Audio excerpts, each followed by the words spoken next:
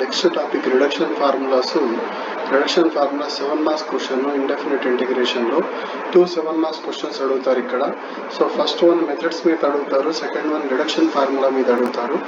So first question బాగా observe చేయండి. Find the reduction formula for integral sine power nx dx, integral sine power nx dx and hence find integral sine power 4x dx. Last లో ఉండేది మాత్రం మారచ్చు. Sign power 4x plus లో sine power 6x లేదా sine power 5x find out చేయవచ్చు. కానీ reduction formula for sign అంటే ఒకే విధంగా చేయాలి, సరేనా? సో ఎలా చేయాలి అంటే ఫస్ట్ దీన్ని ఐఎన్ అనుకోవాలి. దీన్ని ఏమనుకోవాలి? ఐఎన్. ఐ అంటే ఇంటెగ్రల్ తెలుసు కదండి. సో కింద ఎన్ రాయాలి, ఐఎన్ రాసి integral sine power nx dx. Power లో n ఉండాలి, కింద x ఉండాలి. Sine power nx dx. దీన్ని రెండుగా స్ప్లిట్ చేయొచ్చు. ఎలా అంటే integral sine power n-1x into sine x dx. ఇప్పుడు దీని పవర్ n-1 ఉంది, ఇక్కడ పవర్ 1 ఉంది. రెండు మల్టిప్లై చేసుకుంటే పవర్స్ యాడ్ అయిపోతాయి. -1 + 1 క్యాన్సిల్ అయితే మళ్ళీ సైన్ పవర్ nx వస్తుంది. సో సైన్ పవర్ nx ని రెండుగా స్ప్లిట్ చేసుకోవాలి. ఒకటి సైన్ పవర్ n-1x, ఇంకోటి సైన్ ఎక్స్ డిఎక్స్. ఈ ఫార్ములా బాగా గుర్తుపెట్టుకోండి. ఐబిపి రూల్ ఫార్ములా. ఐబిపి అంటే integration by parts rule. Formula ఏమంటే నేను రాస్తాను చూడండి. Integral udv is equal to uv minus integral vdu. So ఈ ఫార్ములా బాగా గుర్తుపెట్టుకోండి. రిడక్షన్ ఫార్ములాస్ లో అంతా మనం ఖచ్చితంగా ఈ ఫార్ములా యూజ్ అనేది చేస్తాం, సరేనా? సో ఇది పక్కన నేను చేసి చూపిస్తాను. ఫస్ట్ ఇది బాగా నేర్చుకోండి, తర్వాత ఈజీగా మీకు అర్థమవుతుంది, సరేనా? సో ఫస్ట్ ఐఎన్ అని రాసుకోవాలా. ఐఎన్ ఏమని రాసుకోవాలంటే integral sine power nx dx గా రాసుకోవాలి.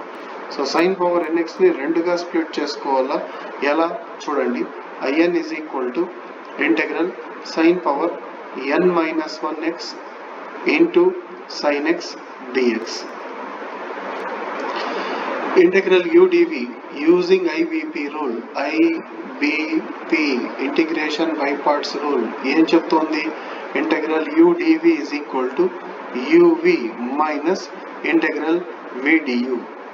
సో ఫస్ట్ ఇక్కడ పైన ఇదంతా u అవుతుంది, ఇదంతా u అవుతుంది. మిగతాదంతా అంటే సైన్ ఎక్స్ డిఎక్స్ అంతా ఏమవుతుంది? డివి అవుతుంది. వి కాదు, డివి అవుతుంది. సో రాసుకోండి కింద. Let u is equal to ఏం రాయాలి? Sine power n-1x. ఇంటెగ్రల్ తీసుకోకూడదండి. డివి ఎంత రాసుకోవాలి? Sine x dx. సరే, ఇప్పుడు ఇక్కడ ఇది రబ్ చేసేస్తాను. సో ఫస్ట్ యూని ఏం చేయాలంటే డిఫరెన్షియేట్ చేయాలా. డివిని, విని కాదు, డివిని ఇంటిగ్రేషన్ చేయాలా.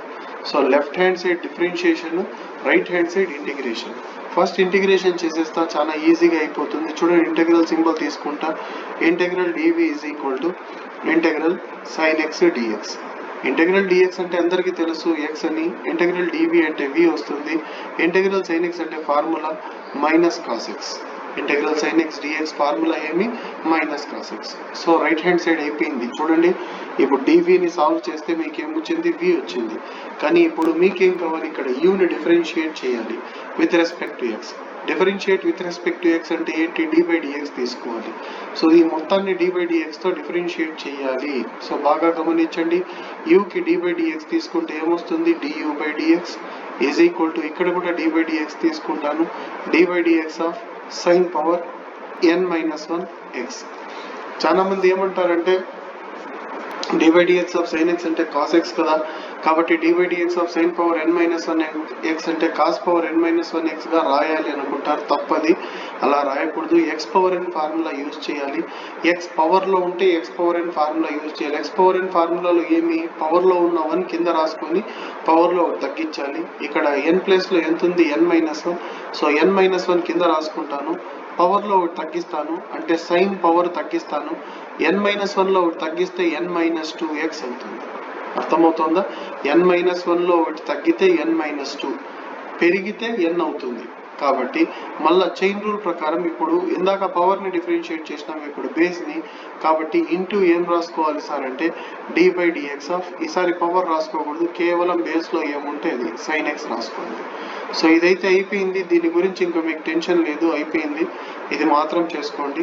సో n-1 అలాగే ఉంటుంది, సైన్ పవర్ n-2 కూడా అలాగే ఉంటుంది. X divide X of sign x అంటే కాస్ ఎక్స్. సో బ్రాకెట్ తీసేసి రాసుకోండి. సో ఇదంతా కాస్ ఎక్స్ అవుతుంది. కానీ మనకు కావాల్సింది డియు వాల్యూ. సో ఇక్కడ divided by dx, by dx ఈ పక్క వస్తే ఇంటూ డిఎక్స్ అవుతుంది. సో ఇది కేవలం డియు వాల్యూ మాత్రమే అవుతుంది. ఎందుకు సార్ డియు మాత్రమే రాసుకున్నారంటే ఫార్ములాలో మనకు డియు కావాలి. యు అయితే మనకు తెలుసు, వి వచ్చింది కింద ఇక్కడ చూడండి, వి వాల్యూ ఇక్కడ ఉందండి, యు వాల్యూ ఇక్కడ ఉంది, వి వాల్యూ ఇక్కడ ఉంది. అలాగే డియు ఇదంతా ఇప్పుడు వచ్చిందంతా డియునే, ఇదంతా డియు. సో ఈ వాల్యూస్ అన్ని మనము పైన ఆ ఫార్ములాలో సబ్స్టిట్యూట్ చేయాలా. ఏ ఫార్ములా అది? Integration by parts formula, IBP rule formula. So question పైన ఇక్కడికి స్టాప్ చేసేసిన్నాను కదా చూడండి. సెకండ్ స్టెప్ తర్వాత మళ్ళీ ఇక్కడ కింద కంటిన్యూ అవుతుంది. సో దీని తర్వాత ఇక్కడ కింద కంటిన్యూ అవుతుంది. ఇక్కడ మళ్ళీ చేస్తాను కంటిన్యూవేషన్. చూడండి, IN is equal to formula ప్రకారం రాస్తాను చూడండి. యువి, యు అంటే ఇక్కడ ఉంది, ఫార్ములా ప్రకారం ఇది ఉందండి ఎల్హెచ్ఎస్, ఈ విధంగా రాస్తాను చూడండి, బాగా అబ్జర్వ్ చేయండి. యువి, యు అంటే మీకు తెలుసు ఎంత, సైన్ పవర్ n-1x, వి అంటే ఇక్కడ ఉంది మైనస్ కాస్ ఎక్స్. కాబట్టి ఈ రెండు రాస్తాను ఫస్ట్, బాగా అబ్జర్వ్ చేయండి. యువి, యు అంటే సైన్ పవర్ n-1x, వి అంటే మైనస్ కాస్ ఎక్స్, మైనస్ ఉంది కాబట్టి బ్రాకెట్ లో రాశాను, మైనస్ ఇంటెగ్రల్ వి డియు. చూడండి ఫార్ములాలో ఏముంది, వి డియు. వి అంటే ఏంటి, minus cos X. DU, DU అంటే మొత్తం పైన ఉండేదంతా బ్రాకెట్ లో రాసేయాలా, పైన ఉండేదంతా బ్రాకెట్ లో రాయాలా. n-1 రాసి సైన్ పవర్ n-2x రాసిన తర్వాత ఇంటూ లాస్ట్ లో ఏం రాయాలి, కాస్ ఎక్స్ రాసి డిఎక్స్ రాయాలి. కాస్ ఎక్స్ రాసిన తర్వాత డిఎక్స్ రాయాలి. అర్థమైందా? సో ఇప్పుడు ఫార్ములా ప్రకారం మొత్తం రాసేసినాము. ఇదేమవుతుంది యు, ఇదేమవుతుంది వి, మైనస్ ఇంటెగ్రల్ వి, ఇదంతా వి, ఇదంతా డియు. సో ఫార్ములా ప్రకారం అన్ని టర్మ్స్ అన్ని రాసేసినాను. రాసేసిన తర్వాత ఇప్పుడు ఏం చేయాలి అంటే కొద్దిగా సింప్లిఫై చేయాలి. సో బాగా అబ్జర్వ్ చేయండి ఎలా చేస్తామో, observation is very important. So I n అలాగే ఉంటుంది, దీన్ని ఏమి చేంజ్ చేయొద్దండి. ఇక్కడ ముందర ప్లస్ ఉంది, ఇక్కడ మైనస్ ఉంది, ప్లస్ ఇంటూ మైనస్ ఎంత సార్ అంటే మైనస్.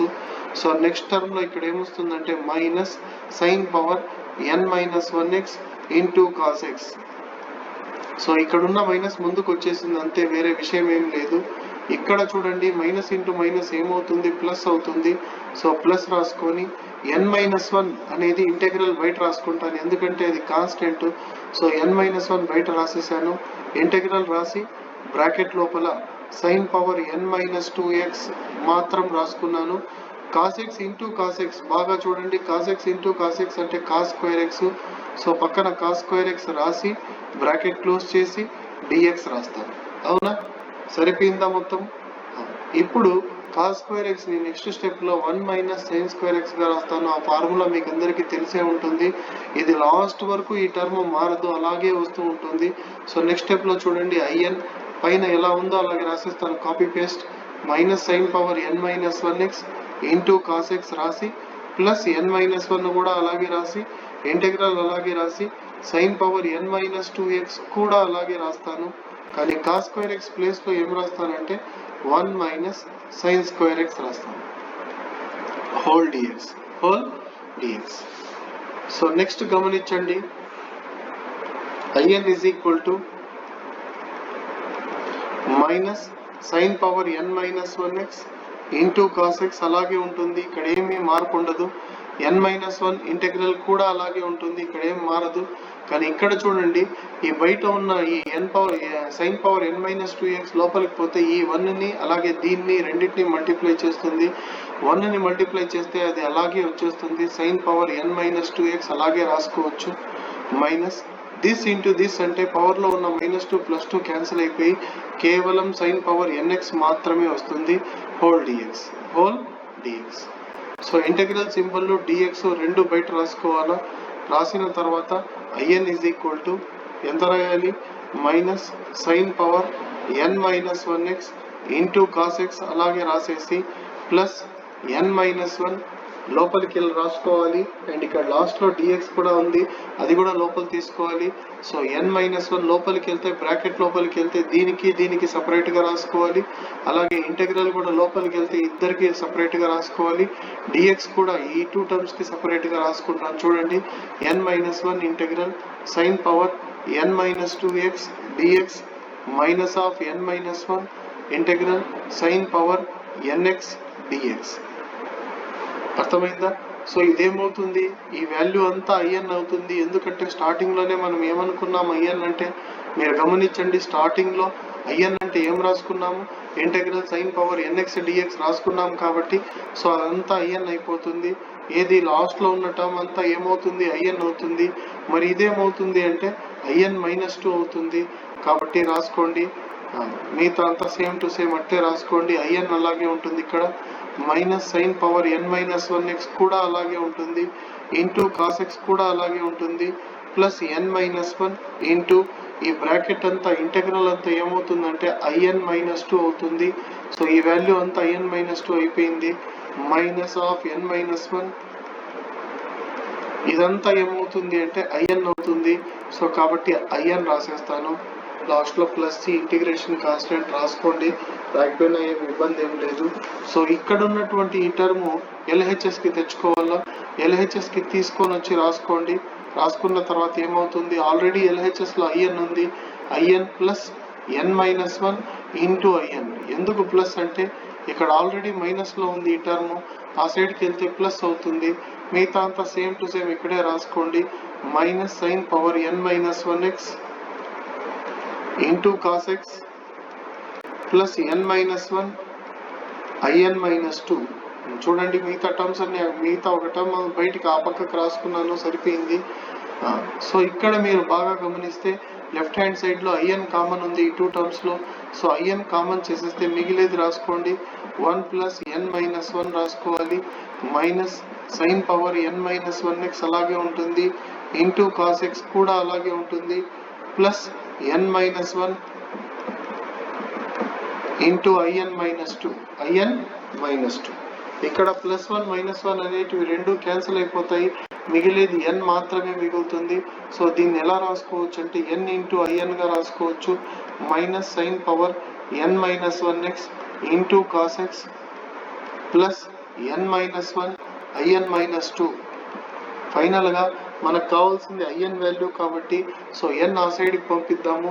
సో IN ఏమవుతుందంటే IN is equal to minus sine power n-1x into cos x whole divided by n. అక్కడ n మల్టిప్లై చేస్తుంది, ఇక్కడ వస్తే డివైడ్ చేస్తుంది, plus n-1 divided by n IN-2. So ఇది reduction formula for integral sine power nx dx. So ఇది మీ ఇంతవరకు మీకు ఈజీగా అర్థమైంటే కనుక నెక్స్ట్ కింద ఒక క్వశ్చన్ ఉంది, మీరు గమనిస్తే కనుక చూడండి. ఇంతవరకు మనం రిడక్షన్ ఫార్ములా చేసాము, పక్కన ఇంకో క్వశ్చన్ కూడా ఉంది, find integral sine power 4x dx. So ఫార్ములాలో n ఉన్న చోట 4 సబ్స్టిట్యూట్ చేస్తే చాలు, ఈ ఫార్ములాలో n ఉన్న చోట 4 సబ్స్టిట్యూట్ చేస్తే చాలు, సరిపోతుంది. So put n equal to 4 in the above equation అని రాసుకోండి, లేకపోతే ఇన్ ద అబోవ్ ఫార్ములా అని రాసుకోండి. So put n is equal to 4, n value 4 substitute చేస్తాను. సో అప్పుడు ఏమవుతుందంటే IN ప్లేస్లో I4 వస్తుంది, మైనస్ సైన్ క్యూబ్ x 4 - 1 అంటే 3 అవుతుంది, into cos x divided by ఎంత రాసుకోవచ్చు, n వాల్యూ 4 ప్లస్ n-1 అంటే 3/4 I2. సో నెక్స్ట్ 2 సబ్స్టిట్యూట్ చేయాలి. ఏ ఫార్ములాలో అంటే పైన నేను అండర్లైన్ చేసిననే n ప్లేస్లో 2 సబ్స్టిట్యూట్ చేయాలి. సో 2 సబ్స్టిట్యూట్ చేసుకోండి, ఎంత అవుతుంది చూసుకోండి.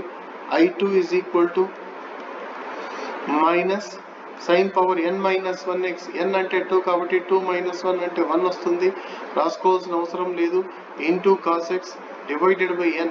n ఎంత ఇప్పుడు 2 ప్లస్ n-1. n-1 అంటే ఎంత వస్తుంది, 2 - 1 అంటే 1 వస్తుంది. సో 1/2 I0 వస్తుంది. I0 అని చదవద్దండి, I0, ఎందుకంటే ఇక్కడ n ప్లేస్లో పైన మీరు గమనించండి స్క్రీన్లో n ప్లేస్లో 2 పెడితే 2 - 2 అంటే ఏమైపోతుంది, ఇది I0 అవుతుంది. సో I0 వాల్యూ ఎంత అంటే I0 వాల్యూ ఎంత అంటే బాగా చెక్ చేసుకోండి. I0 అంటే ఎక్స్. I0 వాల్యూ ఎంత అంటే ఎక్స్. నేను ఇక్కడ రాస్తాను చూడండి. I0 వాల్యూ ఎంత అంటే ఎక్స్. సో నెక్స్ట్ స్టెప్లో I0 ప్లేస్లో ఎక్స్ రాసిస్తాను. సో ఎక్స్ ఇంటూ 1/2 ఎంత అంటే x/2 అవుతుంది. సో ఈ వాల్యూ తీసుకుపోయి పైన ఇందులో I2 ప్లేస్లో సబ్స్టిట్యూట్ చేయాలి. ఈజీగా మనకు మొత్తం ఆన్సర్ అంతా వచ్చేస్తుంది. ఏమి integral sin power 4x dx అంటే ఆ ప్లేస్లో I2 ప్లేస్లో ఇదంతా రాసేస్తే సరిపోతుంది. అర్థమవుతుందా? సో ఇది రిడక్షన్ ఫార్ములా ఫర్ సైన్ కి రిడక్షన్ ఫార్ములా ఇది. అదే విధంగా మనం కాస్ కి రిడక్షన్ ఫార్ములా కూడా అదే విధంగా చేయొచ్చు, ఎటువంటి ఇబ్బంది లేకుండా.